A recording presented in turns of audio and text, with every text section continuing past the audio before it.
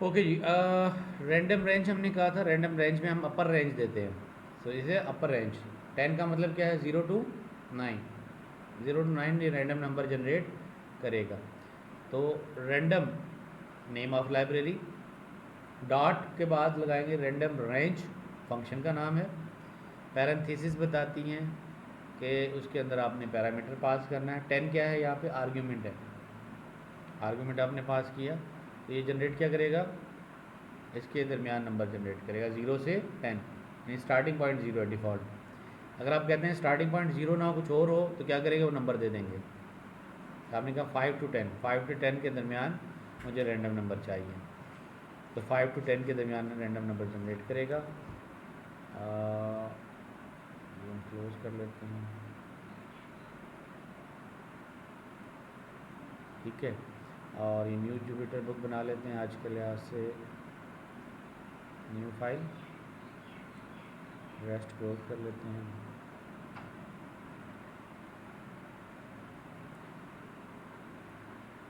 तो ये उस लिहाज से हमारे पास नंबर जनरेट कर देगा। अच्छा, with same statement random range का ऑप्शन ये भी है कि आप इंटरवल दे दें। When statement execute random number 5 to 10 will be displayed. दूसरा तरीका ये है कि आप रेंज में देना चाहें, 0 से 101 तक, ठीक है, रैंडम नंबर जनरेट करें। So random range unit returns randomly selected value from the following sequence. आप सीक्वेंस में दे सकते हैं नंबर, इनमें से, इसमें से, इसमें से, इनमें से कोई नंबर चाहिए मुझे रैंडमली। ये नंबर्स आपने दे दिए, इन नंबरों में से रैंडमली सिलेक्ट करें, ठीक है। जैसे स्टूडेंट के नाम दे दें, उनमें से सिलेक्ट करें, या नंबर दे दिए, लकी नंबर, सीट नंबर दे दिया आपने, एनआईसी नंबर दे दिए, अब उन्हीं नंबर में से जनरेट करें ना। तो एनआईसी नंबर दे देंगे आप लिस्ट की फॉर्म में, ये लिस्ट फॉर्म में कहलाता है डेटा, उस लिस्ट फॉर्म में दे देंगे, उनमें से रैंडमली सिलेक्ट कर लें। 5 करने के हैं, 2 करने हैं, 3 करने हैं, जितने करने हैं उनमें से रैंडमली सिलेक्ट करेगा। तो it will return random from the this numbers list. You can define it. और अगर आपको जस्ट पॉइंट्स में लेने हैं, 0.0 से लेके 1.0 के दरमियान नंबर चाहिए, यानी डेसिमल में लेने नंबर, तो उसके लिए सिर्फ रैंडम का नंबर है, रैंडम फंक्शन है। ये हम यूज़ कर रहे थे रैंडम रेंज, रेंज के लिए। और अगर आपको 0 से 1 के दरमियान यानी डेसिमल में नंबर चाहिए, पॉइंट्स में चाहिए नंबर, तो उसके लिए सिर्फ क्या करेंगे, रैंडम फंक्शन कॉल करेंगे। तो 0.0 से लेके 1.0 के दरमियान के नंबर इसमें, but not including 1.0, upper range include नहीं होती। जितनी भी लिस्ट हमने बनाई है सारी की सारी, अपर रेंज, अपर नंबर इंक्लूड नहीं होता। जैसे यहाँ पे 5 to 10 था, इसका मतलब 10 इंक्लूडेड नहीं है, 10 एक्सक्लूसिव है और 5 इंक्लूसिव है। लेफ्ट वाला नंबर इंक्लूसिव होता है और राइट वाला इंक्लूसिव नहीं होता। तो इट विल जनरेट।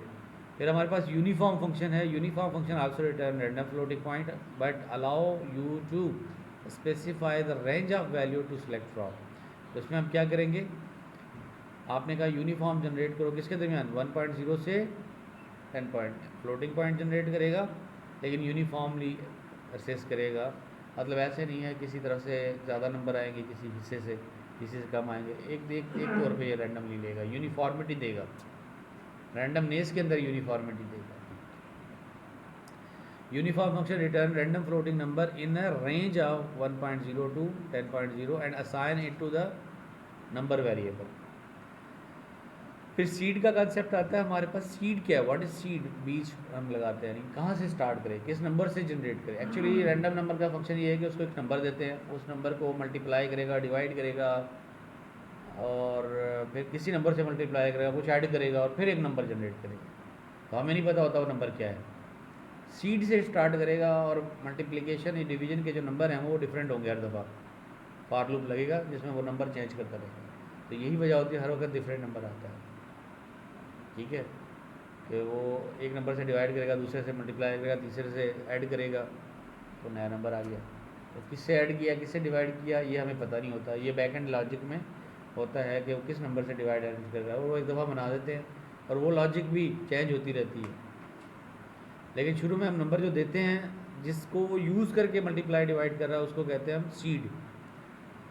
तो number that generated by the function in the random module are not truly random. कहता है एक्चुअली रैंडम नहीं होते, लेकिन हम उसको रैंडमनेस बनाते हैं। तो रैंडम नहीं होता कि कहीं से भी उठ के आ जाए, कहीं से नहीं होता, कोई ना कोई उसको स्टार्टिंग पॉइंट देंगे कि किससे स्टार्ट करें। We commonly refer to the as a random number, they are actually pseudo random number, यानी वो रैंडम की तरह के होते हैं, एक्चुअल में रैंडम नंबर नहीं होते। That are calculated using the formula that generate a random number has to initialise with some unknown value, जिसको हम कहते हैं सीड वैल्यू।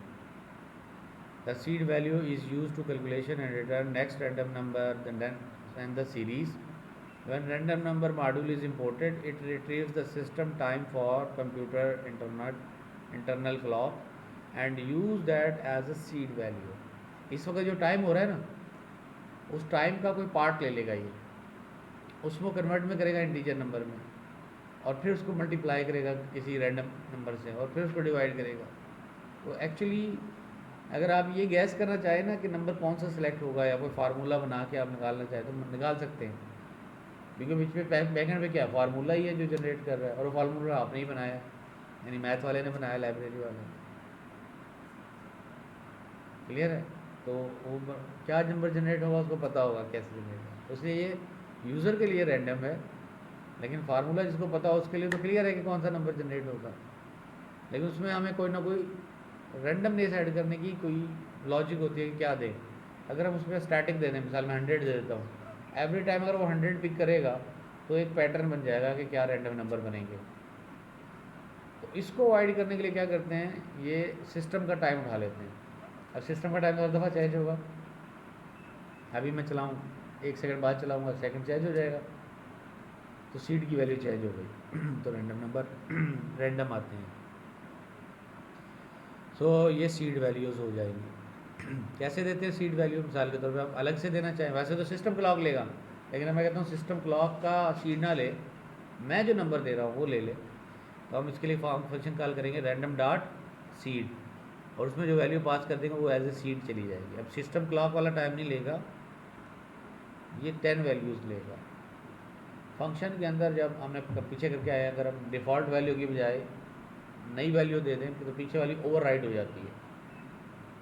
डिफ़ॉल्ट वैल्यू दे के आए थे ना, हम इक्वल दे के फंक्शन डिफाइन करें, वहीं पे हमने कहा कि सिस्टम क्लॉक का टाइम ले लें। लेकिन अगर यूज़र खुद से टाइम दे रहा है तो फिर सिस्टम क्लॉक का टाइम ना ले, ओरिजिनल वैल्यू ले लें जो यूज़र दे रहा है। तो अब हम अगर से यहाँ से सीड देंगे तो इस सूरत में ये value 10 is specified as a seed value. If a program calls random seed function passing same value as an argument each time it run, it will always produce the same sequence of pseudo number। देखिए अगर आप import कर ले random RAM library और seed दे दें 10 और random int generate करवाएं, तो इसने क्या दिया 1 to 58, फिर दोबारा अगर करें 100 to 143, तो इस तरह से नंबर चेंज हो जाएंगे, रेंज सेम रहेगी। लेकिन अगर आपने यूँ किया कि एवरी टाइम आपने सीक्वेंस दी तो दोबारा से देखें 58 आ गया, 58 दोबारा, क्योंकि सीड क्या दिया था आपने 10 दे दिया था। अब सीड से नंबर सेम आने की पॉसिबिलिटी हाई हो जाती है। सीड आपने बजाय कि सिस्टम टाइम के अपना दे दिया, अब आपके पास चॉइसेस कम हो गई रैंडम नंबर जनरेट करने, वहाँ पे वो हर दफ़ा सिस्टम का टाइम उठा रहा था। So you can see here, as you can see the function gave user number 58, 43, 58 and 21. If we start new interactive session and repeat these statement, we get the same sequence of pseudo number। दोबारा चलाएंगे यही number आएंगे। ये sequence क्या बनी? उस seed की basis पे बनी जो सीड दिया आपने। अगर सर हम चेंज वैल्यू दे देंगे तो सीक्वेंस वह डिफरेंट हो जाएगी। अगर आप ये सीड ना देंगे तो वो सिस्टम का टाइम उठा रहा होता, वो तो हर दफ़ा ही डिफरेंट होगा। लेकिन अगर आप कोई पैटर्न रखना चाहते हैं तो उसमें आप सीड वैल्यू दे सकते हैं, ताकि दोबारा जब चलाएं, रैंडम तो है लेकिन प्रोग्राम दोबारा चलाए तो वही रैंडम नंबर जनरेट करे ना। ऐसा ना हो कि वो उस दफ़ा फिर चेंज कर दे, फिर चेंज कर दे, फिर चेंज कर दे। वो तो प्रोग्राम जितनी दफ़ा चलेगा उतनी दफ़ा डिफरेंट जनरेट करेगा। अब इसकी एग्जांपल मैं समझाऊँ आपको। प्राइस बॉट मनी है ना, वो आपने चलाया प्रोग्राम, तो उसने एक सीक्वेंस जनरेट कर दी। कोई कह रहे नहीं तुमने नंबर चेंज किए, तुमने फलां नंबर जानबूझ के निकाला है, दोबारा जनरेट करके दिखाओ। तो अब अगर आप चलाएंगे दोबारा तो सारे नंबर डिफरेंट हो जाएंगे, तो आपकी तो लॉजिक ही ख़राब हो गई। उसमें आप सीड वैल्यू देते हैं कि प्रोग्राम को दोबारा चलाओ तो वही रैंडम उठेंगे, तो रैंडम नंबर, लेकिन उठेंगे वही जो पहले एक दफ़ा फर्स्ट टाइम में जनरेट हुए, दोबारा में वही जनरेट होंगे। इससे क्या फ़ायदा होगा? उससे फ़ायदा ये होता है कि सम टाइम आपने मैचिंग कर ली, सेशन नंबर, जैसे आप कैप्चा बनाते हैं, कैप्चा क्या है? रैंडम, ठीक है। कैप्चा, ये भी तो मेरे ख्याल में डेटा सेट देना पड़ता है, कहते हैं उधर से निकल के हाँ, आता है। उससे लिस्ट से उठाएगा। लेकिन आप डेटा सेट दे दें या आप उसकी सीक्वेंस जनरेट कर लें, आप यूँ कह लें कि जो पहला करैक्टर रैंडम जनरेट हो, दूसरा करैक्टर रैंडम जनरेट हो, तीसरा 6 करैक्टर को कंबाइन करके स्ट्रिंग बना लें। तो जब आपने कैप्चा जनरेट किया, जब वो मैच होगा वहाँ भी तो सेम हो, तभी तो मैच होगा ना कैप्चा। एक तो डिस्प्ले कराया यूज़र को जनरेट करके, हाँ। एक सिस्टम में स्टोर भी तो होगा, दोनों सेम होंगे तो मैच होगा ना कैप्चा। जो स्टोर है वही तो सामने आ रहा है, या अलग से नहीं, बनता है वो जब बनता है उस टाइम में, फिर तो फ़ायदा ही नहीं ना, फिर तो फ़ायदा नहीं है। जो आपका पिन कोड है या पास कोड है, ये जनरेट होता है रैंडमली, तो जनरेट होने के बाद ये एक कॉपी वहाँ रखेगा, एक कॉपी आपको देगा, आपने एंटर कर दिया उस टाइम में वो मैच हो जाएगा, तो आपको लॉगिन सक्सेसफुल कर देगा। अगर वो मैच नहीं हुआ, वो सेशन एक्सपायर हो जाता है, वो कहता है ना कैप्चा एक्सपायर हो गया, कैप्चा एक्सपायर हो गया या सेशन एक्सपायर हो गया, दोबारा देना पड़ेगा। क्यों, वो क्यों करते हैं एक्सपायर? क्योंकि अगर वो मल्टीपल कैप्चास को पकड़ लें तो वो सीक्वेंस जनरेट कर सकते हैं कैप्चा की भी, और फिर वो चैट बॉट बना सकते हैं कि कैप्चा क्या लगा हुआ है इसके पीछे, तो चैट बॉट खुद से उस कैप्चा को जनरेट करेगा और हर टाइम सेम देगा। ये लॉजिक होती है, उसको पकड़ ना पाए इसके लिए इनको लगाना पड़ता है। क्यों लगाते हैं वैसे कैप्चा, पता है आपको? कैप्चा पता है? पहले पहले बताओ, कैप्चा पता है कि नहीं? सर अभी तो बताया आपने। लॉगिन के टाइम जो हो रहा था ना, नंबर इंटर करो एक सीक्वेंस, वो सीक्वेंस इंटर करोगे फिर आपको लॉगिन करने देता है। उसकी वजह ये होती है कि कंप्यूटर पे अटैक ना हो सके। अगर मैं एक सॉफ्टवेयर बना दूँ, वो लॉगिन कर करके अकाउंट बनाता रहे, तो गूगल का सर्वर डाउन हो जाएगा या किसी की सर्विस डाउन हो जाएगी। उसको रोकने के लिए ये लगाते हैं।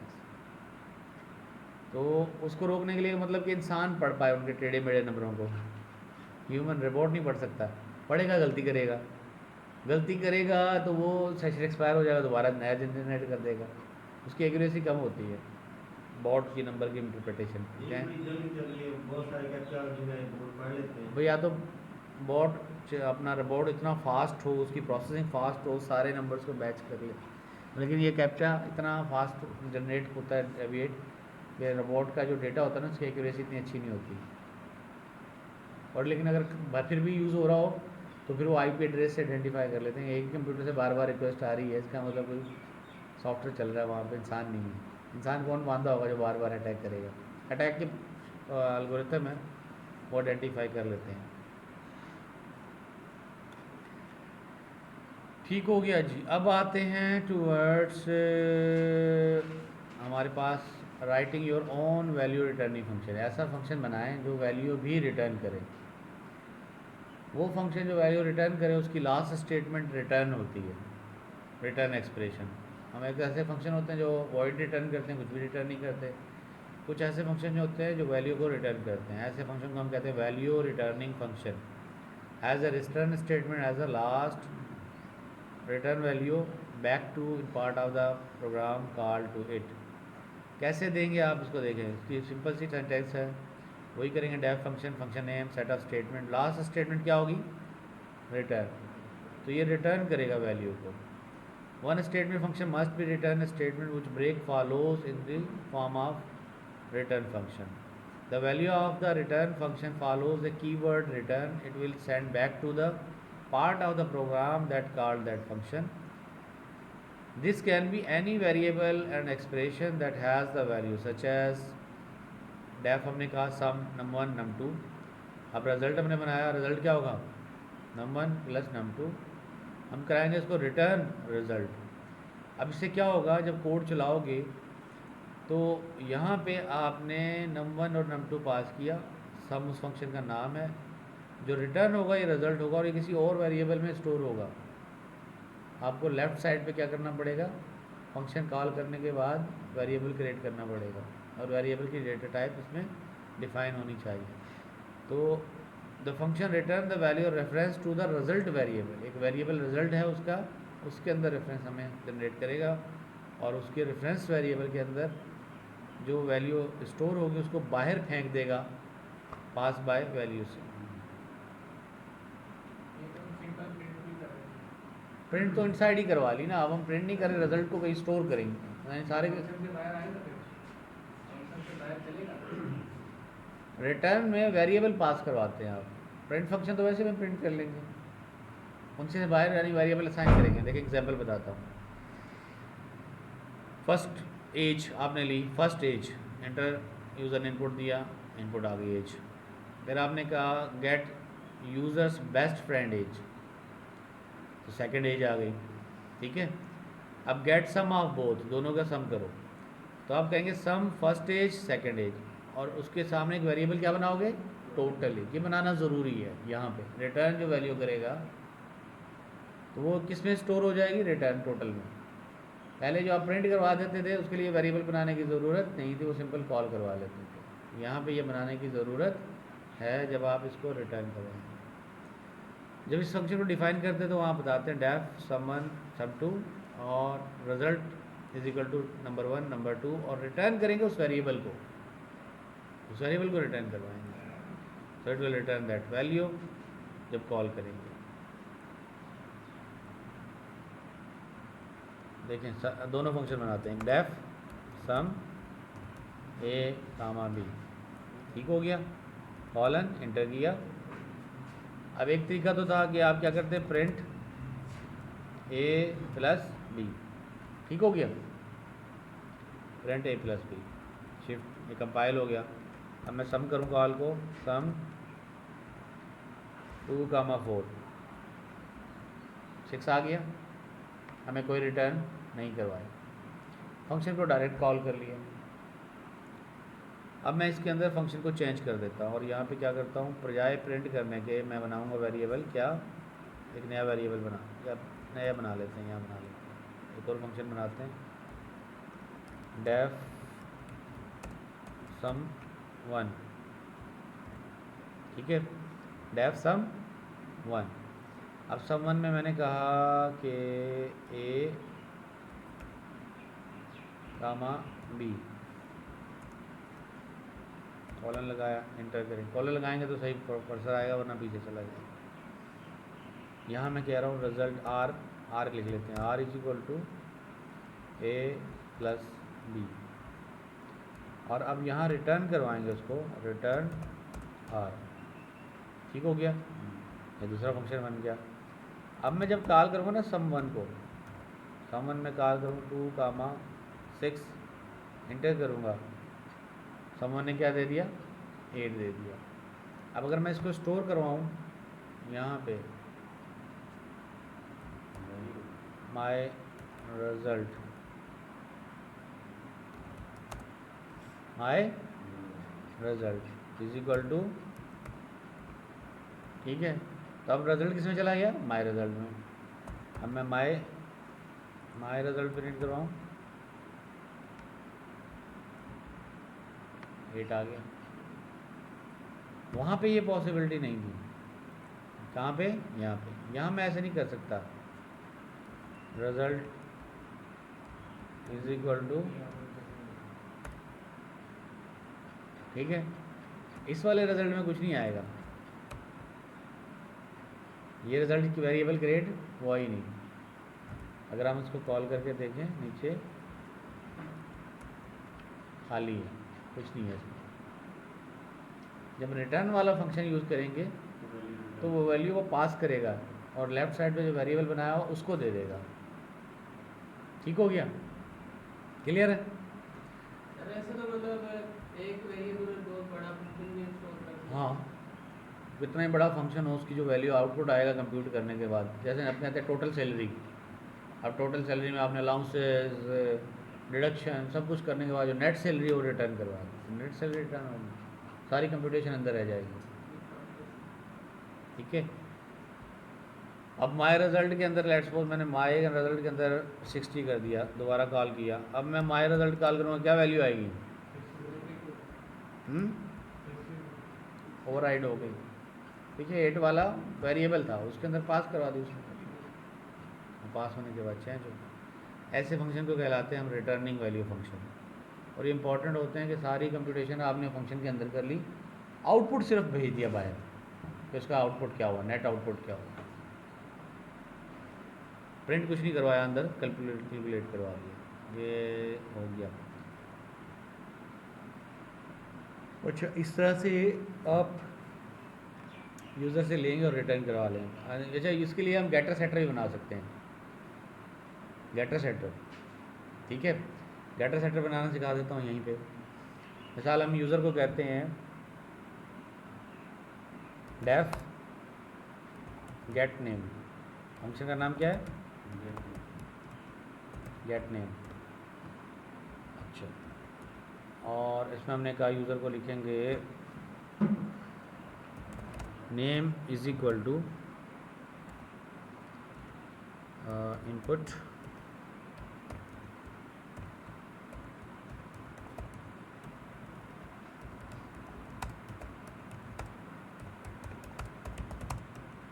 प्लीज़ एंटर योर नेम, ठीक है।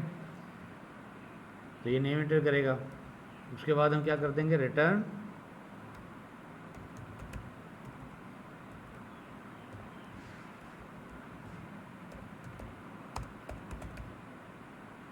नेम। ये हमारा फंक्शन बन गया। आगे जाके हमें क्या काम करना होगा, जब यूज़र से नेम लेंगे हम कहेंगे name is equal to get name,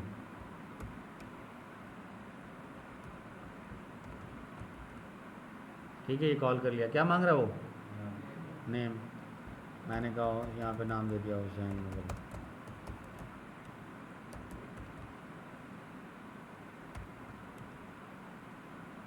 ठीक है जी।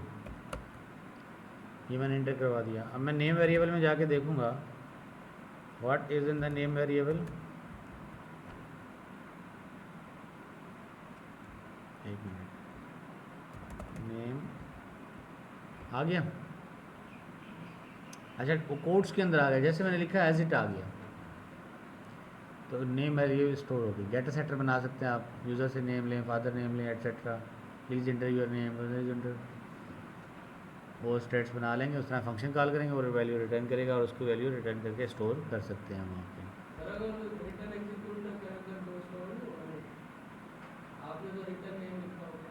हाँ, फंक्शन में लिखा है ना यहाँ पे, स्टोर कहाँ होगा वो? देखो, अगर मैं ये ना लिखूँ, इस फंक्शन को कमिट कर दिया, कहाँ गया हैश, ठीक है, दोबारा चलाया, ये फंक्शन आ गया। अब मैं गेट नेम चला रहा हूँ यहाँ पे, ये मुझे उसने नाम मांगा तो मैंने कहा हुसैन दिया, इंटर किया। अब मैं जाके इसको बोलूँ मुझे नेम में क्या है, कुछ भी नहीं है ही नहीं, रिटर्न नहीं हुआ ना उसके अंदर, खाली है वो फंक्शन, वेरिएबल है बस खाली, कुछ भी नहीं है उसके अंदर, आउटपुट ही नहीं है। रिटर्न वाला रिटर्न करता है, फंक्शन जब कॉल करेंगे जो रिटर्न करेगा बाहर वैल्यू, वो वैल्यू आप बाहर भेज सकते हैं। यानी फंक्शन के अंदर जो चीज़ें कंप्यूट हुई वो बाहर भेजनी हो तो उसके लिए रिटर्न स्टेटमेंट यूज़ करेंगे, रिटर्निंग वैल्यू। एक और एग्जांपल है सेल प्राइस माइनस डिस्काउंट, ये आपने रखना हो, ठीक है। तो यूज़र को आपने कहा कि अज्यूम कर लें कि मैं ये करा लेता हूँ स्टेटमेंट, मैंने कहा प्राइस, फंक्शन का नाम डेफ प्राइस, ठीक है। प्राइस फंक्शन बनाया मैंने। अब प्राइस फंक्शन में मैं पास कर रहा हूँ क्या, डिस्काउंट, ये पूरा पास कर लेता हूँ, डिस्काउंट परसेंटेज, ये मैं पास कर रहा हूँ उसको, और डिस्काउंट परसेंटेज भी दे दें और सेल प्राइस भी दे दें, दो वेरिएबल ले लेते हैं।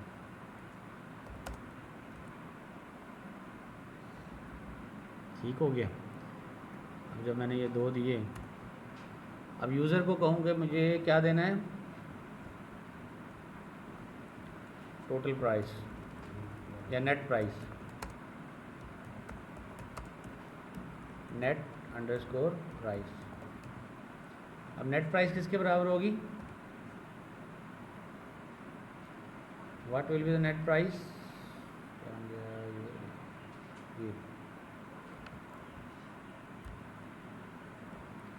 सेल प्राइस, और सेल प्राइस से क्या करते हैं हम माइनस,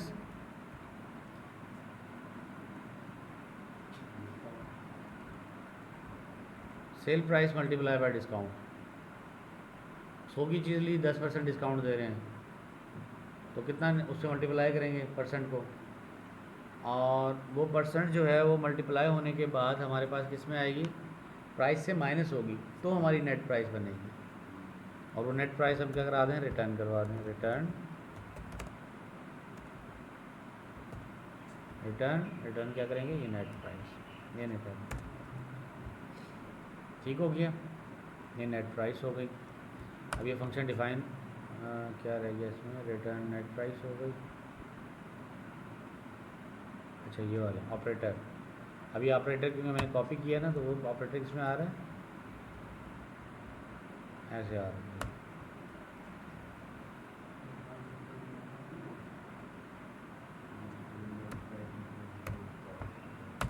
ठीक है, उसको एज ए करेक्टर ले रहा था, अब ये इसने ऑपरेटर ले लिया है, कलर चेंज हो गया।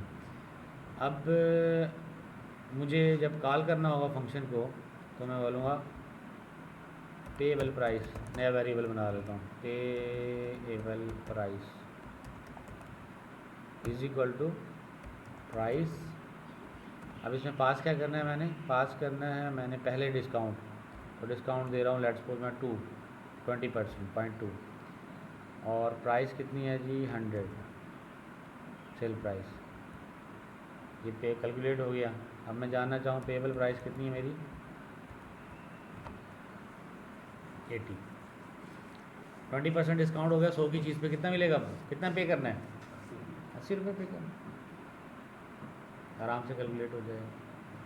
मतलब ये तो छोटा सा हमने फंक्शन किया है, इसके अंदर कितनी कम्प्लेक्स लॉजिक पे कितना लंबा प्रोग्राम लिख लें आप, रिटर्न जो कराएंगे भाई ये करना है दैट्स। इसके अंदर अंदर जाके लॉजिक भी दे सकते हैं आप, क्या मिसाल के तौर पे एक मैं कम्प्लेक्स लॉजिक दे दूँ, या होमवर्क भी आपका, आप करते ही नहीं हो ना, लिखो आप होमवर्क भी लिखो अभी कुछ। मिसाल मैं कहूँ कि अगर आप परचेजिंग करें 1000 की तो 10% डिस्काउंट, परचेजिंग करेंगे 10,000 तक की से ऊपर की तो 20% डिस्काउंट, परचेजिंग करेंगे 1 लाख से ऊपर की तो 30% डिस्काउंट। अब मैंने प्राइस डिस्काउंट दे दिया पैकेज आपको, अब उसका फंक्शन की लॉजिक कहाँ लिखी जाएगी, फंक्शन के अंदर। अमाउंट क्या पास करेंगे आप, प्राइस। अब वो प्राइस को जाके चेक कर रहा हो, अगर इस रेंज में है तो ये डिस्काउंट, इस रेंज में है ये डिस्काउंट, इस रेंज में है ये डिस्काउंट देगा आपको, क्या net total price, depending on the amount कि आप कितने परचेजिंग कर रहे हैं, उस परचेजिंग के ऊपर वो निकाल के देगा। तो सारी लॉजिक किसमें आ जाएगी, फंक्शन के अंदर आ जाएगी। ठीक हो गया, बना लेंगे, ये फंक्शन बनाइएगा, थोड़ा प्रैक्टिस भी हो इस बारे में, मैं भी कुछ आउटपुट देखूँ आपको।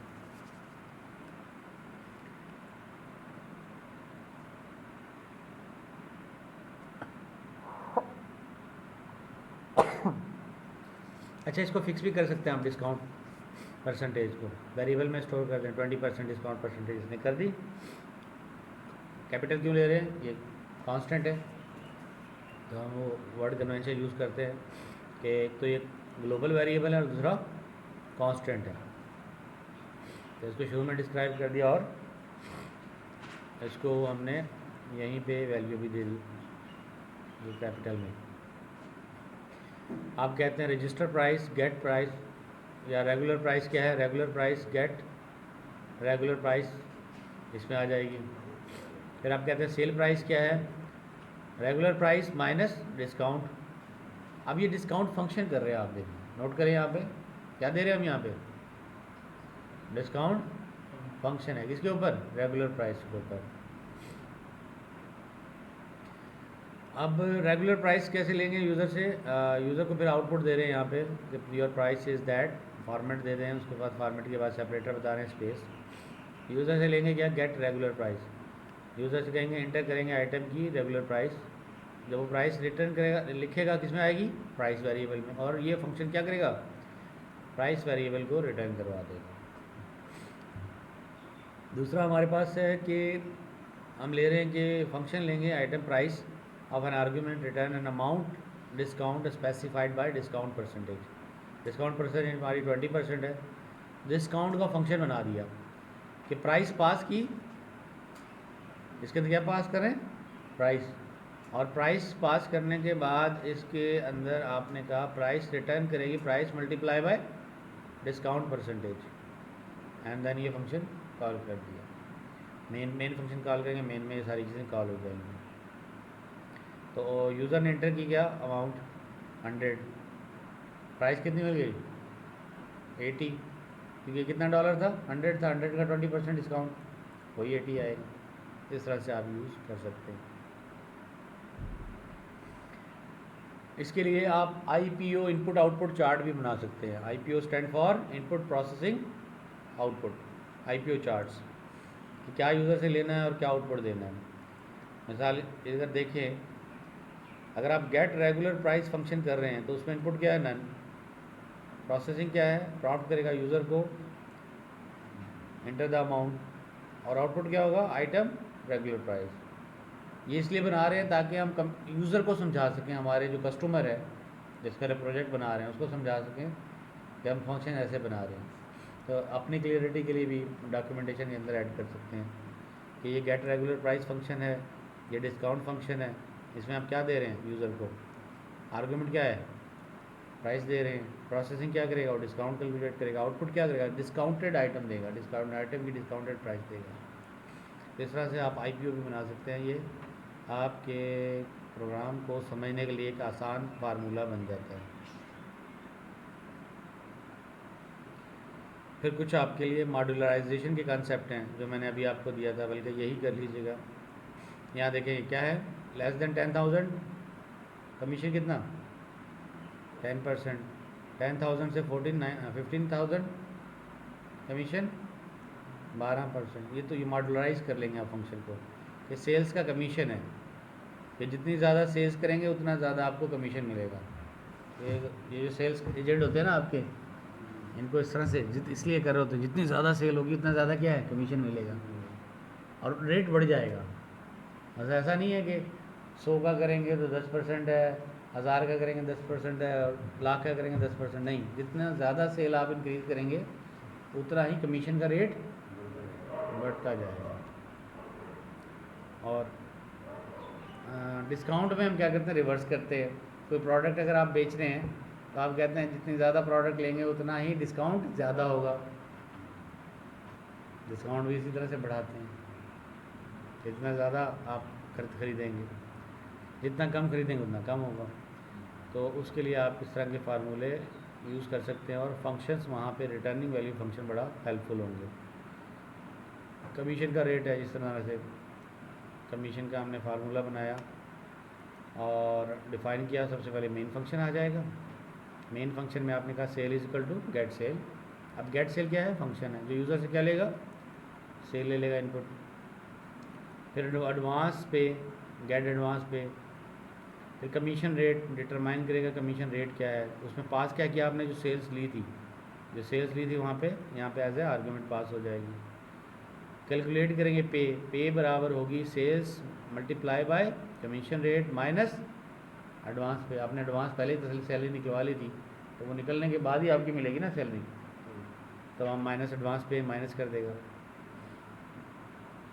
फिर आप करते हैं कि पे कितनी होनी चाहिए? पे is negative, determine whether the pay is negative. ऐसा तो नहीं पे नेगेटिव में आ रही हो, आपने एडवांस इतना ज़्यादा ले लिया था कि आपका पे नेगेटिव बन रही है। If pay is negative print sales person must reimburse. आपने एडवांस लिया था, आपने तो कमीशन ही आपका कम बन रहा है, वापस दो पैसे। क्लियर? तो इसमें मैसेज दे दिया कि sales person must reimburse to the company, और अदरवाइज वो प्रोग्राम क्या करेगा? उसको कमीशन कैलकुलेट करके दे देगा।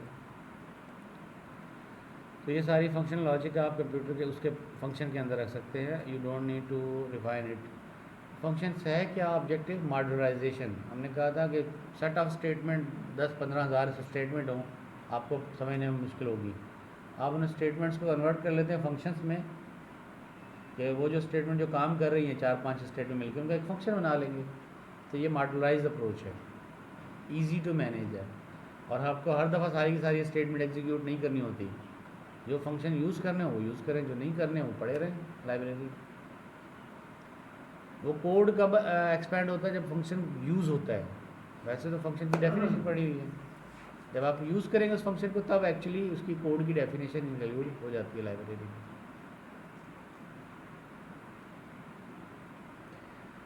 सो डिटरमाइन कमीशन फंक्शन, ये आ गया लॉजिक जो मैं बता रहा था आपको बनानी है। चलें, आपको हिंट भी मिल गई यहाँ पे, यहाँ से कैलकुलेट कर सकते हैं। क्या लिखेंगे? डिटरमाइन कमीशन रेट, और उसके अंदर इफ एल्स लगाना है। If sales is less than 10,000, rate is equal to, rate variable बना लिया, रेट इज इक्वल टू 10%।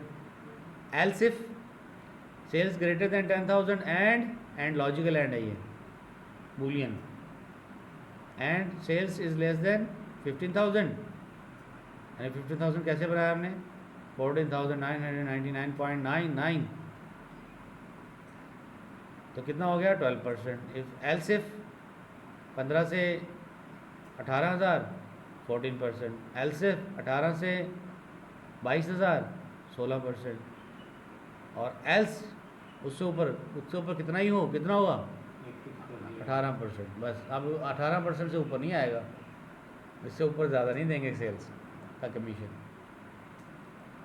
और रिटर्न क्या कर रहा है लास्ट में? रेट।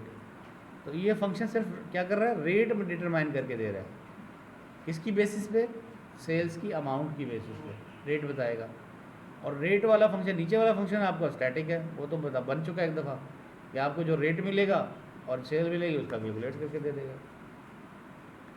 तो आप मंथली सैलरी देखें 14,650 है, तो रेट आपका ये आ गया, उस रेट से काउंट होगा। तो एडवांस पे 10,000 थी, बाकी कितना है आपको पे करना है? $758 पे करना है। 9,000 मंथली सेल है, और एडवांस पे 0 है, यूज़र ने एडवांस पे ली नहीं, तो कितना पे करना है? 900, 10% सेल्स टैक्स था, एडवांस कमीशन था।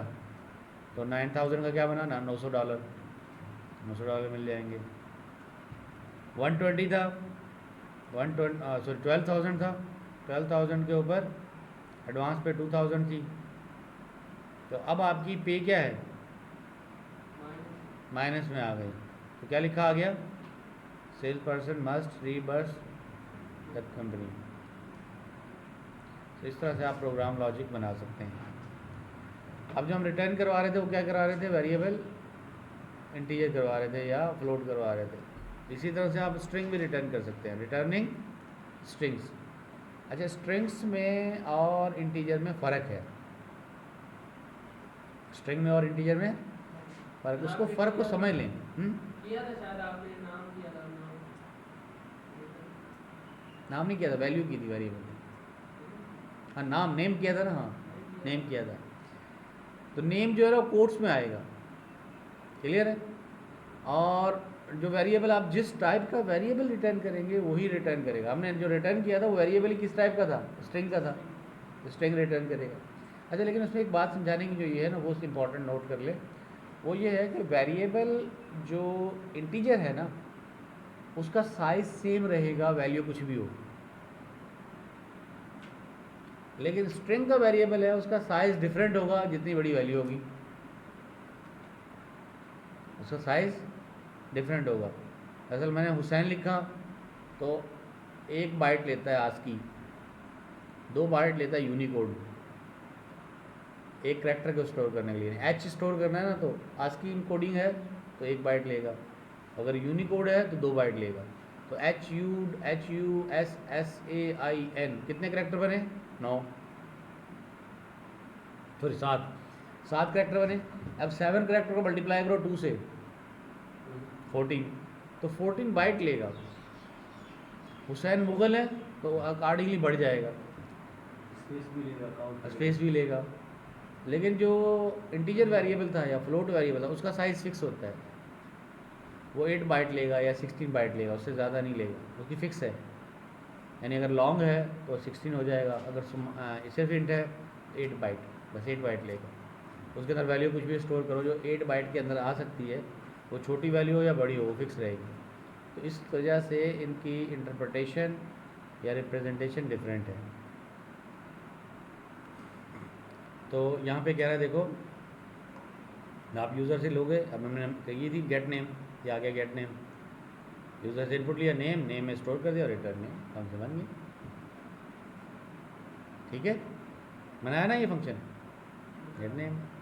इसी तरह अगर आप बूलियन लें, returning Boolean, Python allow you to write the Boolean function which return either true or false. You can use boolean function to test condition, return either true or false, indicate whether the condition exists or not. Boolean function are useful for simplifying the complex condition, whether the test in the decision or repetition structure. For example, suppose you want to designing a program that will ask user to enter the number. तो number दिया user ने और number inter हो गया। अब आपने number logic बनाई, if number is prime, कैसे करेंगे, नंबर डिवाइडेड बाय 2 और रिमाइंडर क्या बचा 0, तो क्या हुआ, number is even, sorry number is even, तो इवन आ गया लिखा हुआ। और अगर अदरवाइज़ क्या होगा, ऑड। अगर 2 से डिविजिबल है तो इवन, और 2 से डिविजिबल नहीं है ऑड। इसको, इस लॉजिक को हम इफ एल्स को जो हमने यहाँ पे लिखा शॉर्ट फॉर्म में, ये रिटर्न क्या करेगा, ट्रू और फॉल्स। तो इसका हम फंक्शन बना सकते हैं। वो कैसे बनाएंगे, हम फंक्शन का नाम रखेंगे इज़ इवन, और पास क्या करेंगे, नंबर। अंदर लॉजिक हमने ये सारी लॉजिक अंदर रख दी। तो हम कहेंगे अगर नंबर इवन है यानी उसका रिमाइंडर 0 है तो रिटर्न क्या कर दे, status is equal to true, else status is equal to false. और रिटर्न क्या करवाएगा ये, स्टेटस। एड्रेस क्या, स्टेटस क्या होगा, ट्रू या फॉल्स। इस तरह से बूलियन वैल्यूज़ को रिटर्न करवा सकते हैं आप, और वो बूलियन रिटर्न वैल्यू इजीली काम करेंगे।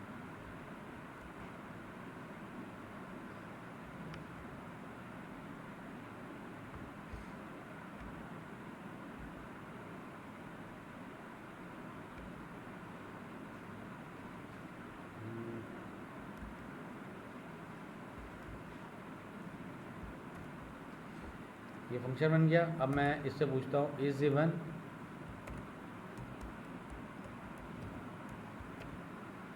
थ्री इज इवन फॉल्स,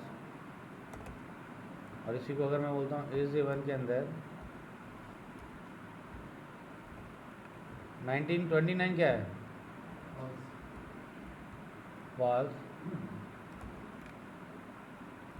अगर आप नंबर देंगे इवन हो, जैसे 90 दे दिया, ट्रू। 0 देंगे तो क्या आएगा, 0 पे वही है, 0 तो कहते हैं ना इवन है ना वो ऑड है। तभी भी चेक हमने लॉजिक में क्या रखा है, चेक करते हैं क्या देता है, ट्रू। लेकिन लॉजिक हमने क्या रखा है, लॉजिक हमने रखा है कि रिमाइंडर 0 हो, तो 0 को 2 से डिवाइड करेंगे, रिमाइंडर 0 ही आएगा। तो हमने कहा अगर रिमाइंडर 0 हो, नंबर को डिवाइड करो 2 से, अगर 0 रिमाइंडर आए तो वो इवन है, तो 0 को फिर इवन में ले लिया। यूजर से इनपुट कराएंगे, यूजर से इनपुट कराएंगे, रिवर्स इनपुट करवाए, जो रोज है टाइप करे, इनपुट देगा और लास्ट में चल जाएगा यूज़र से ले इनपुट। और फिर हम ये बताएं कि ये इवन है या ऑड है। अच्छा, यूज़र से इनपुट लेने वाला फंक्शन के अंदर कॉल करें, तो वो तो फंक्शन सिंपल फंक्शन बना रहे ना आप, जो सिंपल फंक्शन मैंने बनाया था पहले, यूज़र से इनपुट ले रहे थे। ये तो फंक्शन ही बूलियन है। बूलियन का मतलब है हम दे इसको रहे हैं नंबर, और ये आउटपुट देगा ट्रू फॉल्स। वो तो सिंपल फंक्शन हम दे रहे थे, यूज़र से इनपुट लो और इनपुट लेके चेक करके और रिटर्न रिजल्ट कर देगा। वो कह देगा इवन नहीं है या ऑड नहीं है। वो तो फंक्शन के अंदर, इफ एल्स के अंदर ही सारी चीज़ आप डाल दें। ये तो हम इसको बता रहे हैं यहाँ पे कि ये नंबर क्या है, बूलियन रिटर्न करें, ट्रू या फॉल्स रिटर्न करें, उसकी लॉजिक डिटरमाइन की। तो ये इस तरह के फंक्शन आप डेटा वैलिडेशन के अंदर लगा सकते हैं। जब यूज़र से Boolean function is validation code you can use the Boolean function to simplify the complex input code. जैसे आप कहें get model number, model is equal to user input देगा। अब वैलिडेशन लगा लिया आपने, while model is not equal to 100 and model is not equal to 200 and model is not equal to 300। इनमें से कोई मॉडल नहीं है तो आप क्या बोलेंगे, द वैलिड मॉडल 100 200 300 ये थे, लेकिन आपने जो इंटर किया है यूज़र ने गलत मॉडल इंटर किया है, तो कहेगा no it is not a valid number. ठीक है, ये देखें यूज़र से क्या पूछा उसने पहले, मॉडल। यूज़र को प्रॉम्प्ट करेगा, मॉडल ले लिया। अब आप चेक करवाना चाहते हैं कि मॉडल जो है वो या तो 100 होना चाहिए या 200 होना चाहिए या 300 होना चाहिए। सॉरी नॉट इक्वल टू, ये नहीं हो सकता, ना तो 100 हो ना 200 हो ना 300। अगर ये नहीं है जब तक यूज़र से लेता रहे तो हम कहेंगे print the valid model number, ये है। और जब यूज़र ये नहीं देगा तो दोबारा से क्या बोलेंगे उसको, इनपुट दो, जब तक क्लियर ना दे। मॉडल दे दिया मैंने 12, क्या कहा, enter the valid model. Model तो 100 200 300 होना चाहिए, आपने जो मॉडल दे दिया 12 तो मॉडल है ही नहीं। तो दोबारा चलाए, अच्छा फंस गया वो, इनपुट देना था उसको पहले।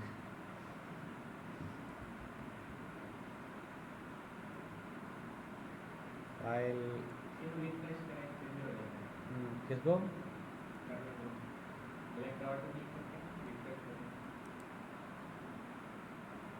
नहीं वो टाइम लेता है अपना, इसको यहाँ से कर लेते हैं।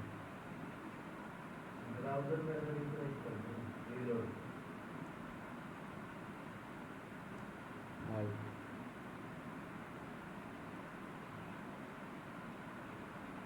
कौन सा लगाया था हमने आज, अनटाइटल ही।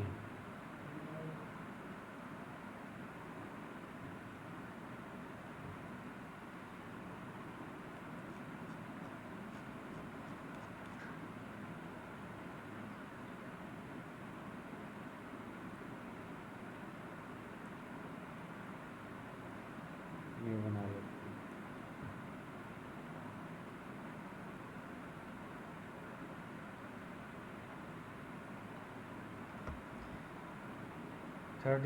मार्च 31 महीना पूरा,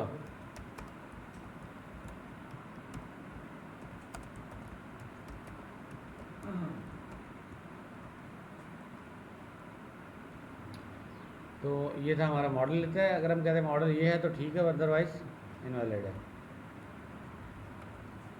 तो हमने दिया 100, ओके नो इशू, ठीक है। हाँ 100 के अलावा कोई और देंगे फिर पूछेगा, तो वैलिडेशन के लिए लॉजिक लगा सकते हैं आप। ये वैलिडेशन की लॉजिक उठा के इसमें डाल दें, फंक्शन के अंदर डाल लें, क्या नंबर होगा, is invalid model, is invalid model. तो पूरे यूज़र को बोलेगा कि ये वैलिड नंबर ये है 100 200 300। यूज़र से इनपुट लेगा तुम्हारा कौन सा मॉडल है, यूज़र ने इनमें से कोई इंटर किया, ओके, नहीं इंटर किया, कुछ और इंटर किया, तो वो कहते हैं इनवैलिड मॉडल। तो इसके लिए आपने डेफिनेशन फंक्शन बना सकते हैं, कौन सा, इज़ इनवैलिड, ये बूलियन देगा रिटर्न ट्रू या फॉल्स। अगर नंबर जो है इनमें से कोई है तो true they they, otherwise false दे देता हूँ। उठा के ये फंक्शन चेक करके दिखाऊँ मैं आपको, इस तरह से काम करें। इफ़ फंक्शन के अंदर गए, स्टेटस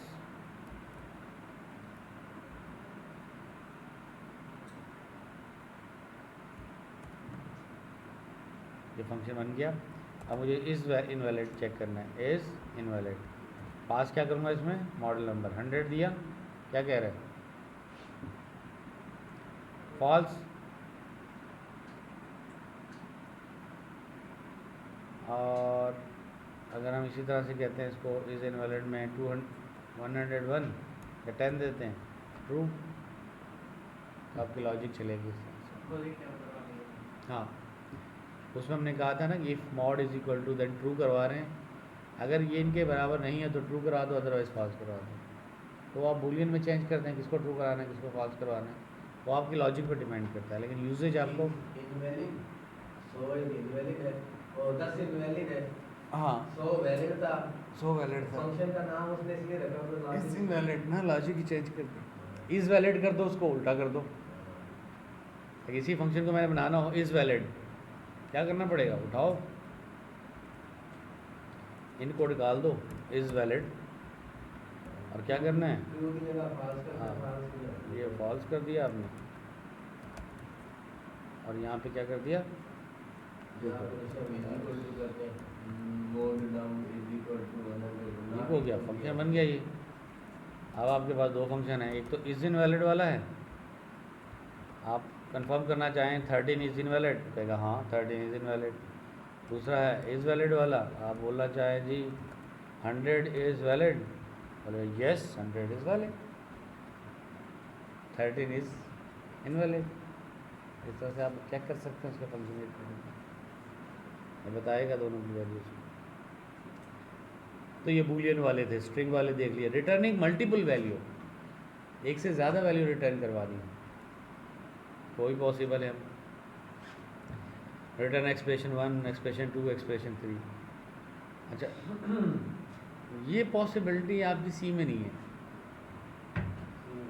नहीं है ना, मल्टीपल वैल्यू रिटर्न नहीं करता सी, सिंगल वैल्यू रिटर्न करेगा। इसमें ये फ्लेक्सिबिलिटी है कि ये मल्टीपल वैल्यू रिटर्न करने को भी अलाउ कराता है। कैसे रिटर्न करवाएगा जी, बहुत आसान है। आप बोलेंगे यूज़र से नेम ले, फर्स्ट नेम लास्ट नेम, तो बताएगा कौन सा फर्स्ट नेम में जाए और कौन सा लास्ट नेम में जाए। यूज़र को कहा गेट नेम, और यूज़र से पूछा first name and last name, और रिटर्न क्या करेगा, फर्स्ट लास्ट दोनों रिटर्न करेगा। ये फंक्शन बन गया। अब आप कॉल कर रहे हैं, और कॉल करते वक्त आपको वेरिएबल की सीक्वेंस वही देनी पड़ेगी जैसे आपने डिफाइन किया था। पहले क्या रिटर्न करवा रहा है, फर्स्ट, फिर क्या रिटर्न करवा रहा है, लास्ट। तो वहाँ पे भी देना पड़ेगा first name, last name, gate name. अब मैं गेट नेम में कॉल कर रहा हूँ, तो फर्स्ट नेम क्या है, फर्स्ट नेम है मोहम्मद, इंटर कर दिया। लास्ट नेम क्या है, हुसैन, सॉरी लास्ट नेम है मुगल, ठीक है। अब आपने प्रिंट करना है नेम और लास्ट नेम, मैं ले लेना चाह रहा हूँ लास्ट नेम क्या है मेरा, what is last name, Mughal आ रहा है। What is first name,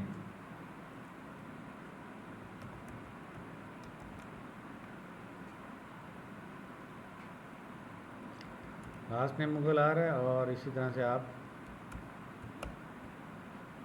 last name दे, last name Mughal, first name FIRST, क्या फर्स्ट नेम के स्पेलिंग क्या रखी है मैंने, ये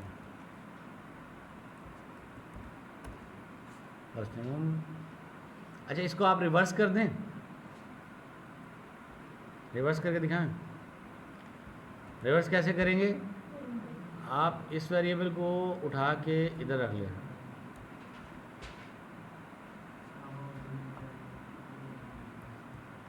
यूँ, बस हो गया first name last name reverse.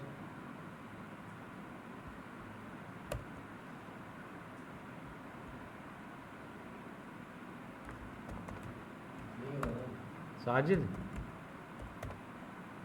Malik, ठीक है, ये मैंने लिखा, लेकिन अगर मैं जाके देखूँगा लास्ट नेम, वहाँ पे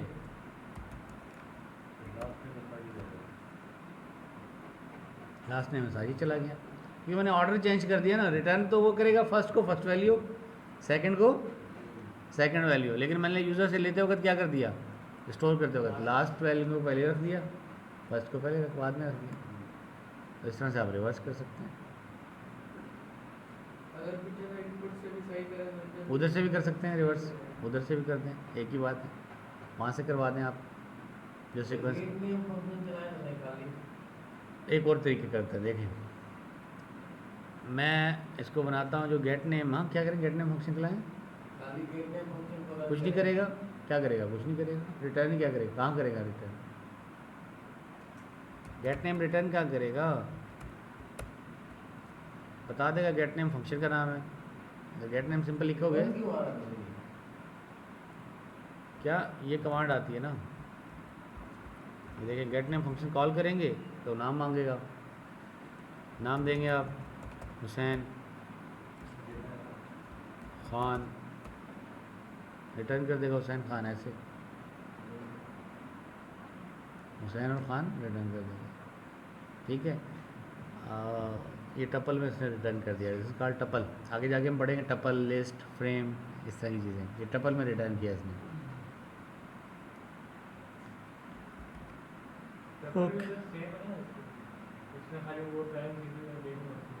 टपल इम्यूटेबल होती है, चेंजेबल नहीं होती, और लिस्ट चेंजेबल होती है।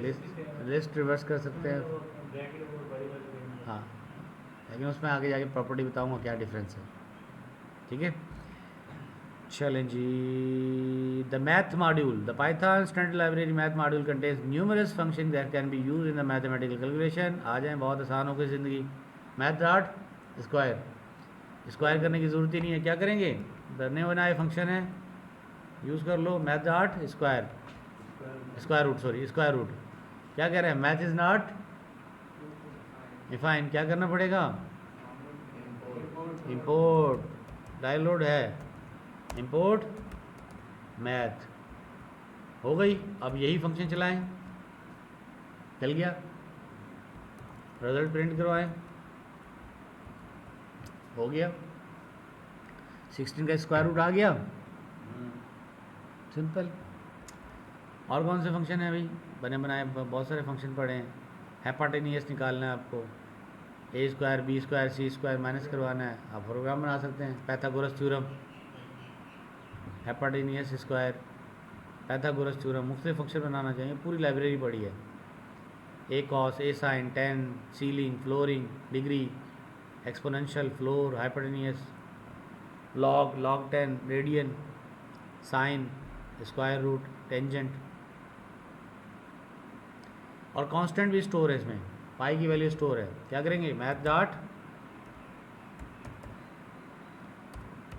पाई, पाई की वैल्यू आ गई। मैथ डॉट आयोटा, ई की वैल्यू आ गई। ठीक है, math dot sine 30, math dot sine 30 कितना होता है, साइन 30 की वैल्यू आ गई। साइन 90 की याद है। ठीक है, तो इस तरह से सारी याद ठीक होगा आपकी। साइन 90 की तो 1 होती है ना, नहीं 8 point something, under square root 3/2, इस तरह से कुछ होती है। ठीक हो गया। अच्छा जी, डिग्री, रेडियन में दें, डिग्री में कन्वर्ट कर देगा, डिग्री में दें, रेडियन में कन्वर्ट कर देगा। ठीक है, तो इस तरह से आपके पास एंगल कन्वर्जन की प्रोसीजर है। तो मैथ के ये सारे फंक्शन आप प्रैक्टिस कर सकते हैं। सीलिंग फ्लोरिंग आता है ना, सील फ्लोर नहीं आता, सील फ्लोर करवा देते हैं। आप मेडिसिन लेने जाते हैं ना, तो अगर मेडिसिन जो है, अच्छा मैथ डॉट सील लगाएंगे, मैथ डॉट सील का मतलब है छत की तरफ ले जाओ, है ना, सील, सील। अगर मैं लिखूं 2.1, क्या आएगा आउटपुट, 3, छत की तरफ ले जाओ। ऊपर ले जाए सही से, 2 से ऊपर चला जाता है। ठीक है, और इसका उल्टा क्या है, math dot floor, floor, floor floor 2.9 भी करोगे तो क्या ले आएगा, 2 ही आएगा, नीचे की तरफ ले आएगा। फिर दूसरा होता है राउंड, रेडियन है, रिमाइंडर, राउंड नहीं है ना इसमें फंक्शन, नहीं राउंड नहीं है, राउंड का आपको फार्मूला बनाना पड़ेगा। सो रिमाइंडर, यहाँ पे डॉट लगा के आप टैब प्रेस करेंगे ना, सारे फंक्शन आ जाएंगे। ये भी एक हिंट नोट कर ले, सारे के सारे फंक्शन जो लाइब्रेरी के मौजूद हैं ये यहाँ पर आ जाएंगे। तो इससे फ़ायदा ये होगा कि एक लाइब्रेरी में जितने भी फंक्शन हैं वो सारे के सारे आप यहाँ पे सर्च कर सकते हैं। ठीक है, ट्रंकेट है, रिमाइंडर है, रेडियन है, पावर है, पावर और 3 की पावर 9, 3 की पावर 9 ये आ जाएगा। मैथ लगाएं, डॉट टैब प्रेस करें, सारे फंक्शन आ गए। फैक्टोरियल, 5 का फैक्टोरियल, ठीक है, सेकंड्स के अंदर, नैनो सेकंड्स के अंदर आपको कैलकुलेट करेगा जितनी भी मैथ की आप लाइब्रेरी यूज़ करें। ओके, तो आप इसके फंक्शन बना सकते हैं। अब आप बना सकते हैं स्क्वायर का फंक्शन, पैरामीटर निकालना हो। What is parameter?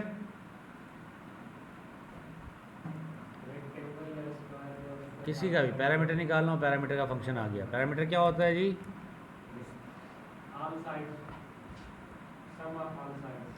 यहाँ पे लिखिए पैरामीटर आ गया। अब मैं कहता हूँ लंबाई 100 है, चौड़ाई 200 है, पैरामीटर कितना होगा? बन गया फंक्शन, मल्टीप्लाई बाय 2।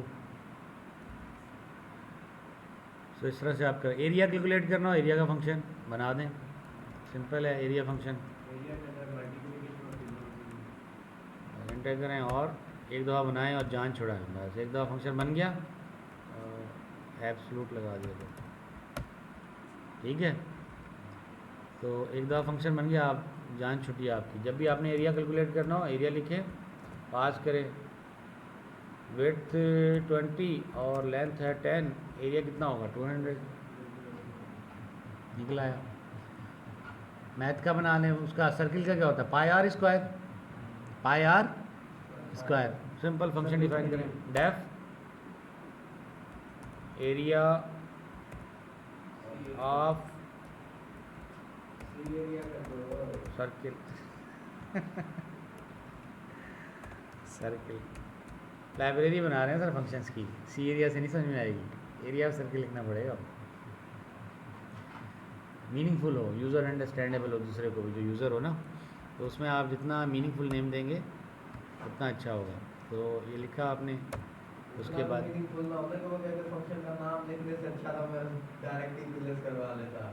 नहीं, एरिया ऑफ सर्किल क्या होगा?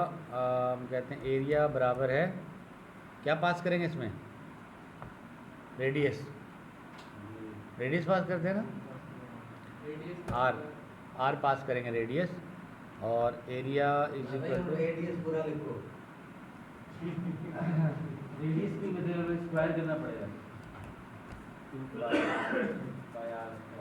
Radius is equal to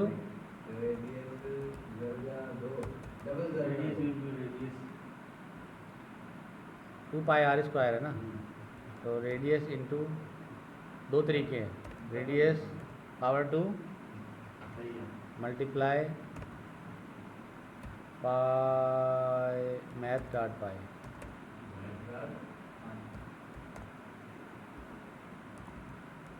return area. बन गया। अब कैलकुलेट करना है आपको एरिया ऑफ सर्किल। दोनों फंक्शन आ गए, ये लिखा मैंने, दोनों आ गए। अब 2 मैंने दिया रेडियस, तो ये आ गया सर्किल,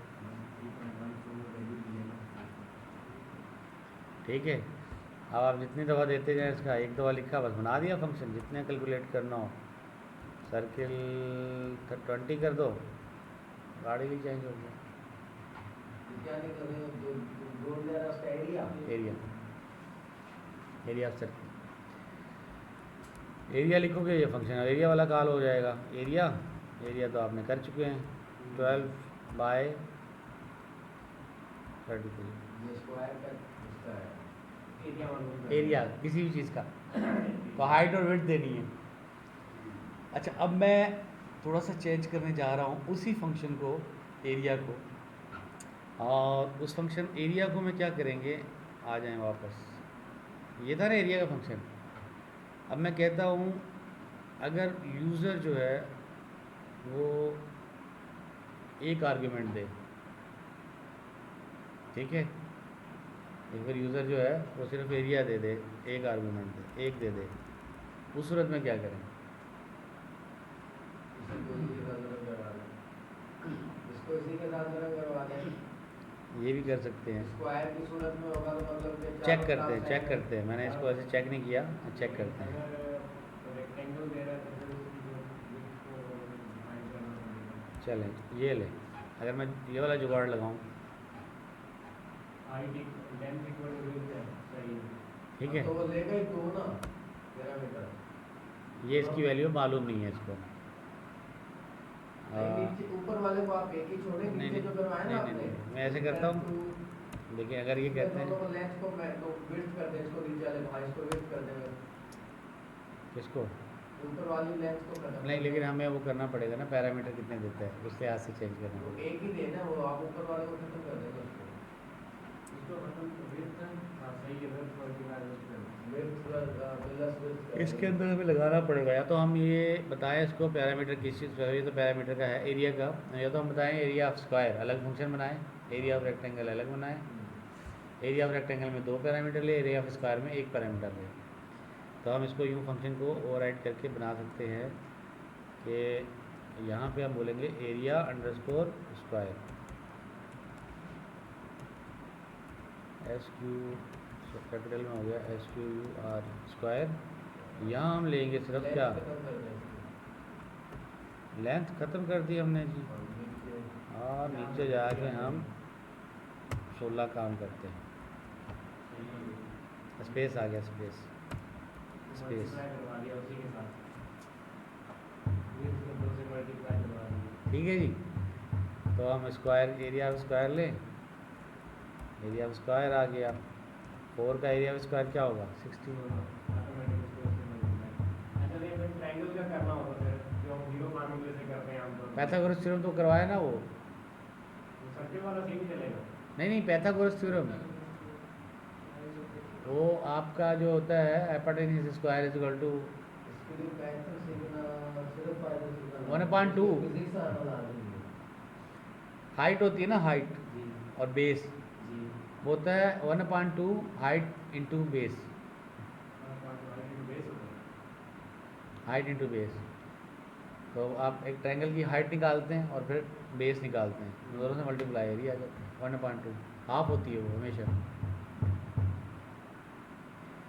अगर 2/2 का स्क्वायर है उसको आप 20 से कट मारें डायगोनल से, कितनी बनेगी, दो ट्रायंगल बन गई। तो जो एरिया है हाइट इंटू विड्थ, वो एरिया निकलेगा स्क्वायर का, उसको डिवाइड बाय 2 कर दो, सिंपल फार्मूला है। इसी तरह से जो पेंटागन है, हेक्सागन है, उसी के अंदर उनके फार्मूले हैं उनके फार्मूले अलग अलग, उनके अलग अलग। इसके लिए फिजिक्स का रूल है, फिजिक्स के साथ अच्छा जी, अगर आप लाइब्रेरी बनाते हैं सर्किल से रिलेटेड फार्मूलाज की, फिर उसको सेव कर दें फाइल में, नाम रखें उसका सर्किल, और बाद में आप क्या कर लें, इंपोर्ट सर्किल, सर्किल के फार्मूले आ जाएंगे। सेव कैसे होगा? जैसे फाइल बनाई जो अपनी पाई चार्ट में बनाएंगे फाइल, उस फाइल का नाम रखें सर्किल, पूरी फाइल का नाम, और उसमें सारे फंक्शन डिफाइन कर हाँ, दें, उसी में डिफाइन होंगे एक ही फाइल में। डिफाइन कर दें। और अगर वो लोकल उसमें होगी ड्राइव में, उसमें लोकल फोल्डर में होगी तो उसी में इंपोर्ट करेंगे, उठा लेगा। और अगर आप बिन में रख ले, मतलब बिन वाला भी ऑप्शन है, दोनों से उठा देते। So you can define it and store it. So my area circle dot area call करेंगे, जैसे मैथ कर रहे थे, मैथ डॉट पाए, ऐसे circle dot area, circle dot, इस तरह से आप अलग अलग लाइब्रेरी बनाएं, सर्किल की अलग बना लें, स्क्वायर की अलग बना लें, रेक्टेंगल की अलग बना लें, ऐसे कर सकते हैं। उससे रिलेटेड स्पेशलाइज फंक्शन करें, हाँ जो भी निकालना चाहें, चॉइस से निकाल सकते हैं। अब ये देखें कांस्टेंट फॉर मेन्यू ऑप्शन, आप मेन्यू बना सकते हैं कि आपके पास क्या है, area circle choice 1, circumference of circle choice 2, area of rectangle choice 3, parameter of rectangle choice 4 and quit choice 5। Main function आपने बनाया, आपने कहा जब तक choice is not equal to quit choice पूछता रहे डिस्प्ले मेन मेन्यू, ये मेन मेन्यू दिखाएगा ये, ठीक है। डिस्प्ले मेन मेन्यू यूज़र से इनपुट चॉइस लेगा, input user choice, if user choice is input area of circle तो radius is equal to float, user से लेगा क्या, रेडियस इंटर करो। जैसे यूज़र रेडियस इंटर करेगा रेडियस कैलकुलेट कर देगा, सर्किल डॉट एरिया और पास करेगा रेडियस, रेडियस वाला फार्मूला कॉल कर लेगा। अगर यूज़र की चॉइस जो है वो है सर्कमफेरेंस ऑफ सर्किल तो यूज़र से क्या मांगेगा, बोलेगा enter the circle radius, circumference निकाल के दे देगा, सर्कमफेरेंस वाला फार्मूला कॉल कर लेगा। सर्कमफेरेंस क्या होता है, 2 पाई आर, सर्कमफेरेंस क्या है 2 पाई आर, सर्कमफेरेंस तो फिर बाउंड्री होती है। हाँ 2 पाई होता है और एरिया होता है 2 पाई आर स्क्वायर, एरिया होता है पाई आर स्क्वायर और सर्कमफेरेंस होता है 2 पाई आर, 2 पाई आर। और पाई इनटू डायमीटर होता है सर्किल का होगा 2 पाई आर, 2 क्यों लगा रहा हूँ, हाँ एक ही बात है, आर क्या है रेडियस है और डायमीटर क्या होता है, 2 रेडियस बल्कि डायमीटर होता है। तो आप उसको पाई इंटू डायमीटर करते हैं एक ही बात है, या 2 पाई आर करते हैं एक ही बात है दोनों, ठीक है। थोड़ी बहुत याद थी फिजिक्स मुझे, अच्छी है। इस तरह से याद कीजिए, हमें नहीं आती, आपको आती है। थोड़ी बहुत आती है, ठीक है। ओके आगे चलते हैं जी। हाँ डिस्प्ले मैन मेन्यू फंक्शन बना दिया, डिस्प्ले मैन मेन्यू में क्या करेगा, प्रिंट मेन्यू और फिर ये चॉइसेस दे देगा, 1 के लिए एरिया, 2 के लिए ये, 3 के लिए। अब जब आप पास करोगे 1 तो 1 पे वो कॉल कर रहा है कि आपकी चॉइसेस क्या है, वो आपने कांस्टेंट बता दी वहाँ पे, 1 क्या है एरिया ऑफ सर्कमफेरेंस। तो इस तरह से ग्रेजुअली आपको फिर ऑप्शन वाले प्रोग्राम बनाने आ जाएंगे। ये प्रोग्राम होना शुरू हो गए ना अब लॉजिक, GUI ऐड करना है, GUI ऐड करने का टाइम आएगा जब ये आपकी सेचुरेट हो जाएगी, फिर मैं बताऊँगा GUI पे कैसे इनपुट लेते हैं, ठीक है। GUI बड़ी इंटरेक्टिव है पाइथन की, बड़ी बनाई लाइब्रेरी है, बस कॉल करो एंजॉय करो, मैंने बनाए फंक्शन, असल काम नहीं है। ठीक है। तो फिर थोड़ा सा और इंटरेस्टिंग हो जाएगा। अभी कोड के लॉजिक समझो, बैक एंड लॉजिक अगर आपको आ गई ना, फिर तो लॉजिक अगर डेवलप हो गई ना एक दफ़ा बन गई अच्छी, इंटरेस्ट से बना ली, एक प्रोग्रामिंग लैंग्वेज सॉलिड कर ली ना, बाकी प्रोग्रामिंग लैंग्वेज हलवा है। दूसरी प्रोग्रामिंग लैंग्वेज सीखना आसान होता है, बस इसमें फ़र्क पड़ता है ना, इसमें क्या है इसमें क्या है, दोनों में फ़र्क डिफ्रेंशिएट करना है। मेन्यू ड्रिवन प्रोग्राम, ऐसे प्रोग्राम कहलाते हैं मेन्यू ड्रिवन प्रोग्राम, ठीक हो गया। फिर टर्टल है आपके खेलने के लिए, ग्राफिक्स है टर्टल, ये तो जस्ट खेलना है आपने, ये सर्किल बनाने हैं, रेक्टेंगल बनानी है, बनाएं भी, फिर कैलकुलेट भी करें, फिर उसका एरिया भी निकालें, ये देखें ये सारी ग्राफिक्स है। कोड बड़ा है इसमें, ये कोड आसान है, समझ में आ जाएगा आपको, फंक्शन ही बने हुए हैं जस्ट। फिर ये क्वेश्चंस हैं, इमरान साहब सर्टिफिकेट तब देंगे जब आप ये क्वेश्चन पास कर लेंगे, खुद भी पास करेंगे और आपको भी देंगे। तो ये एक MCQs टाइप का पेपर लेंगे जब कोर्स कंप्लीट हो जाएगा, ठीक है। ये देखेंगे कौन कौन पास हो रहे हैं। हाथ में बना दे तो प्रोजेक्ट तो मैंडेटरी है, उसके बगैर कैसे हो। हाथ में कुछ बना कर भी दिखाया जाए। हाँ नहीं वो तो मैंडेटरी। तो यहाँ ट्रू फॉल्स, शॉर्ट आंसर, ये सारे ऑप्शन हैं और प्रोग्राम्स हैं।